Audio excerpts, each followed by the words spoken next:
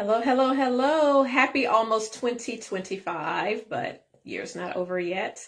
I am here just to offer some encouragement and also some support of writing down your goals. So, of course, as we start the new year, you or many of the people around you may be talking about setting goals, writing goals.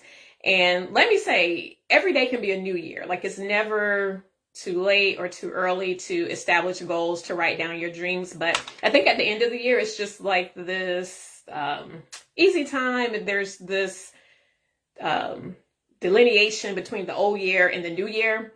And so a lot of people just feel more motivated and encouraged to write down their dreams and write down their goals. And I am all for that. I have a stack of journals, like probably about this tall from years and years of goal setting. So I just wanted to share some insight as to, number one, why it is a thing, why it is important to not only have goals here, not only to speak them, but to have them written down. Because if you're going to do it, let's just do it the right way. So a couple of things that I wanted to mention, like there is some science behind it or some magic behind it. So when people say write down your goals, it's for a reason. So number one, I want to mention something called the generation effect. So remember when you were back in school and you might have missed a day of class. And so you told your friend, hey, take some notes from me so that I'm not behind when I get back to school. Well, likely what probably happened is your friend took notes in a way that made sense to them. So if you're taking notes, maybe you're drawing little squiggly lines, you're using different colors, you're circling things,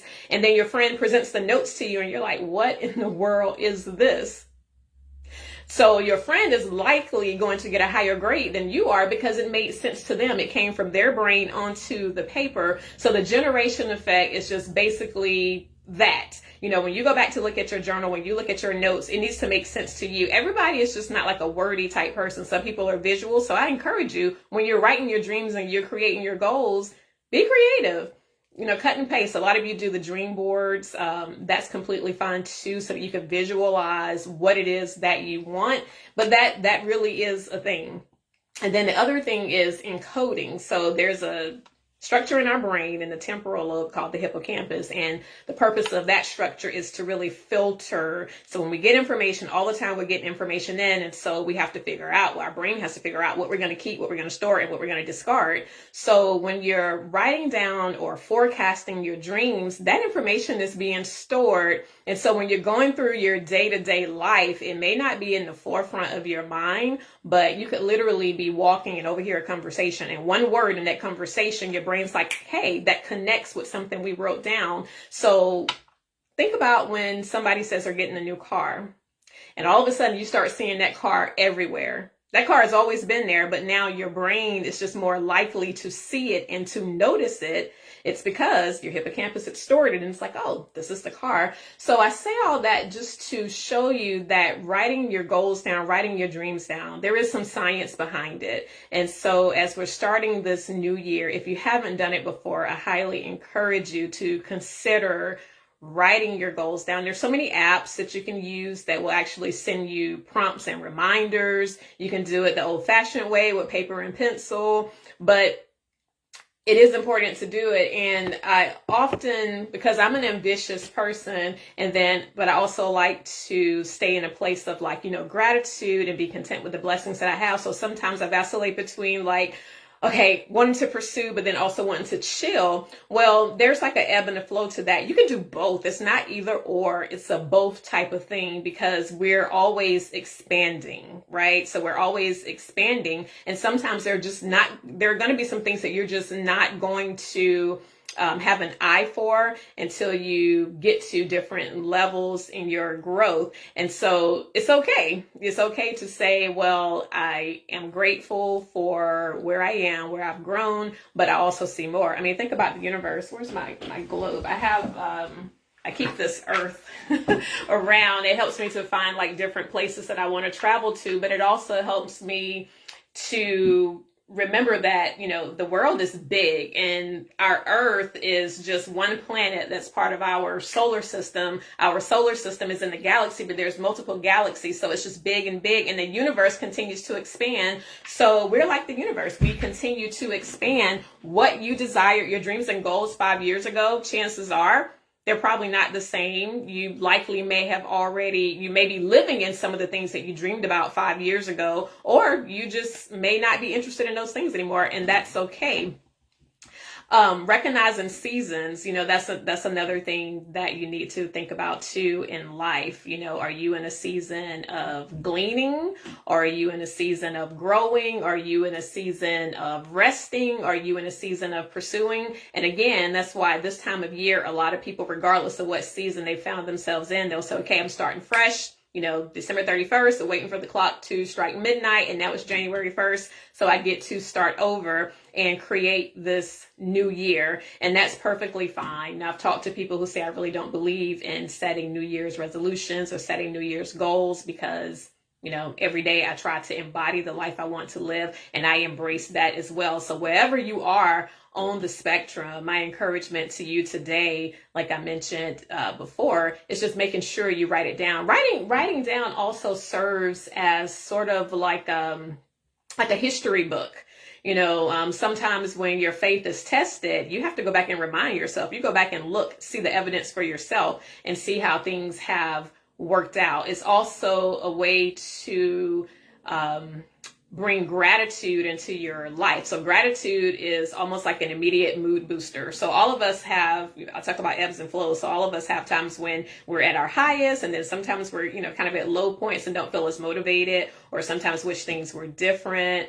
But if you look at a gratitude list and you really just start thinking about, I can breathe. If you've ever had a cold before and you were stuffy and you couldn't breathe, you know that every breath took work. So when you're at the point where you can just breathe freely, you don't really think about it. But if you've been there before, you're like, I am grateful for just being able to breathe. I am grateful for just having health. So when you start going through a gratitude list, all of a sudden the things that seem to be issues, they become more minute.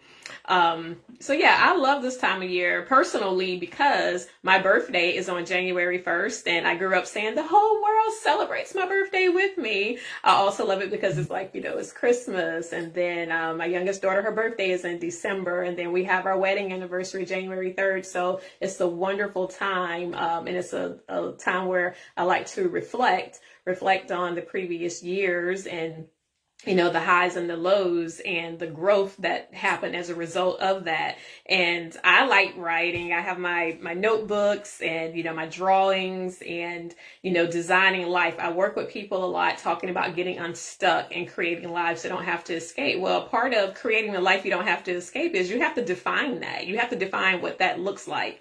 And it looks different for everybody. One of the first things I work with my clients on is you defining your own metrics of success, right? Because when you watch TV or you, look at what's going on in society, it's easy for other things to determine what success looks like. But no, you get to determine that. And especially the older you get, as I say, you start getting grown, like real grown, you get to determine what success looks like for you. So if success looks like, being able to start my morning slow and not have to rush to get out of bed, having time to, do devotion or journal or doing yoga and just having time to myself, then how can you make more of that happen? What can you do? What can you change in your schedule to allow that to happen? What can you tell the people around you? What kind of boundaries can you put up to allow that to happen where they can support you in those goals? Because that's another part of goal setting too, is having people who can support you, not only reminding you to stay on track with the goals, but also who have like tools and actual strategies that can help you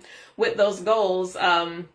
So again, I see a couple of people are watching. Hi, Carmen. If anybody has any questions too on, goal setting, I'm happy to answer those. Again, for me, it's been very pivotal in my life over the years. I mean, I can remember just being in school, like middle school and high school, having my trapper keeper and writing down what my goals were for the year. Hey, Sharon, how are you? And, just saying like and it was back then, it was whatever was in my purview at the time. And it was, I wanted to, make an A in my classes. So I had my goals, my grades, written down. And as I got older, started going to college and becoming an adult, I had things written down like, I want to be able to get a good job. I want to graduate. And then when we got married, we started writing down like home ownership goals and, investment goals. And then as we had children, then the goals began to be more like family oriented and the desires and dreams that we have for our children. And so for me, a lot of people will ask me, what's your secret? You've been very successful in life. And I will say the written goals, the written dreams has been like probably one of the staples, because there's biblical principles to support that too. The Bible tells us to write the vision and to make it plain, writing out the desires of my heart and trusting that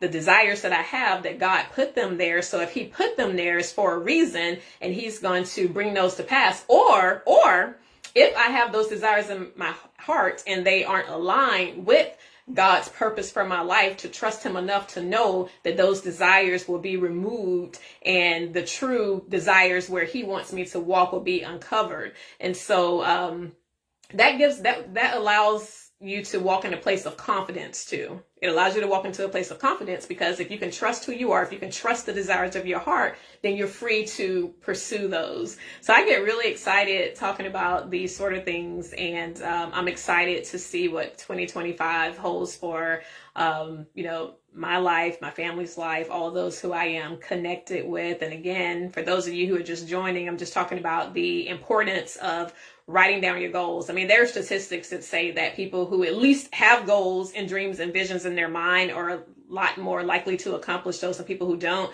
And then that number increases if you actually write those goals. And then if you write them and then speak them out, like turn them into affirmations, then you're more than likely going to accomplish those goals. And it's not just the magic. It's not just some, woo principle. There are some neurological processes that support that, because again, when you are taking something that's in your mind and your heart, that's in your mind, and you're putting that on paper and, writing it down in a way that you can understand it, in a way that your soul connects with it. So we're talking about the generation effect. You are generating these ideas, you're putting these things on paper, and then that just enhances the encoding process that takes place. Your hippocampus, that's part of your brain that filters out information and stores stuff so that you can retrieve it when needed. So I hope everybody has an amazing, awesome rest of this year, because we're not done yet. We're not done. We still have a day and a half. We have a day and a half, and so many revelations can take place during that time. If you're not clear on what you want in life, I would just encourage you, look at the things that bring you joy. Like, what generally brings you joy? What brings you peace? And be honest with yourself. This is like your space. Like, you don't have to get anybody's approval. If you get joy from being able to sit on your back porch and listen to music or bird watch, how can you get more of that in your life? And what feeling are you getting from that? And how can you recreate that feeling? So many times, I talk to people and we start talking about goals and what it is that they want. And I'll start to hear a lot of the material things, like a certain amount of money or, a certain vacation. But then if we dig deeper and say, okay, well, let's imagine. So you're on that vacation. Tell me, what are you feeling? What does that vacation feel like? And then we start to really get to the root of what it is that they want in life, because a lot of times it's not just the place. After you've gone to a bunch of beaches and seen turquoise waters, the experience starts to look the same, right? But what I hear people really saying is, I want peace. I want tranquility. I want space just to breathe. I want time just to reflect. And I'm like, okay, now I get it. I'm hearing what you're saying. So do you have to go to a destination to achieve those? Or can it be something that you can infuse into your daily life? And that's how, if you're having problems figuring out what your goals are, how you want to envision your life, start with that. Start with how you want to feel. And I think I've shared this before. If you haven't seen it, this is a feelings wheel, also known as an emotions wheel. And so you can look and identify some emotions that you want to feel. Peaceful. I want to feel optimistic. I want to be playful. As adults, it's okay for us to play. When's the last time you played? I want to feel hopeful, and I want to feel respected and confident and inquisitive and amused. So what can you do in your life? How can you set your day-to-day life up to achieve more of that?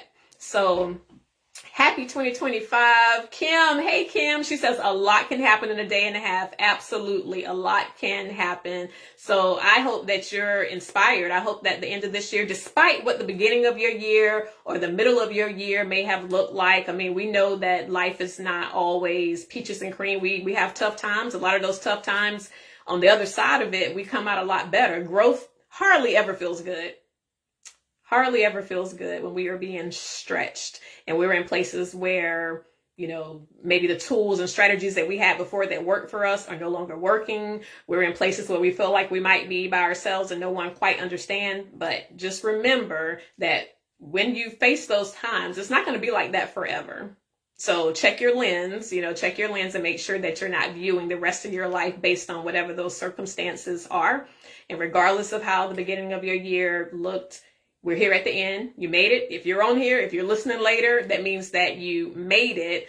And I would also like to think that you are probably the best version of yourself you have ever been. If you have committed to growth on a daily basis, if you have committed to stretching yourself, to learning and being, it just has to be, you have to be by default. If you are growing, that means that you are the best version of yourself that you have ever been. Now, the question is, what do you do with that?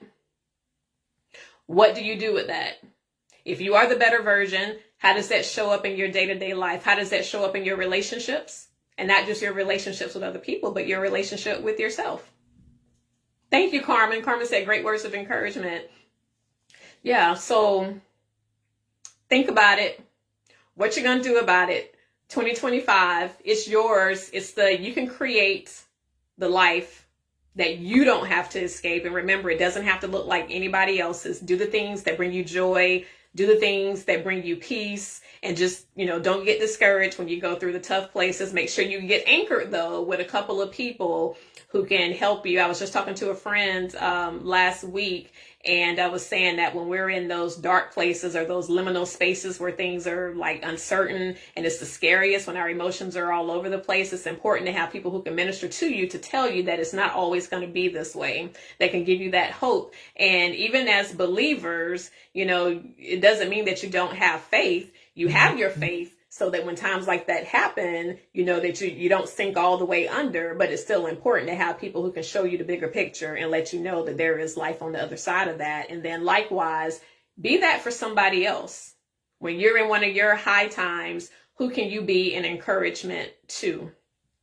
So, all right, well, happy 2025. Have fun writing your goals. I hope that everybody will take the time to actually write some goals out and then revisit those goals. Not only write them, but revisit them and occasionally speak them out loud. And I think you'd be surprised. There's so many times I've gone back and looked in my old journals and I'm like, oh my gosh, I wrote some things down like decades ago. And I'm glad that God did not allow me to see how long it was going to take for some of those things to manifest, because I probably would have gotten discouraged. But when I go back and look, it's like, wow, I cannot believe that I saw a glimmer of it, or, just something that encouraged me, and I wrote it down, and it took a long, long time for it to come to pass.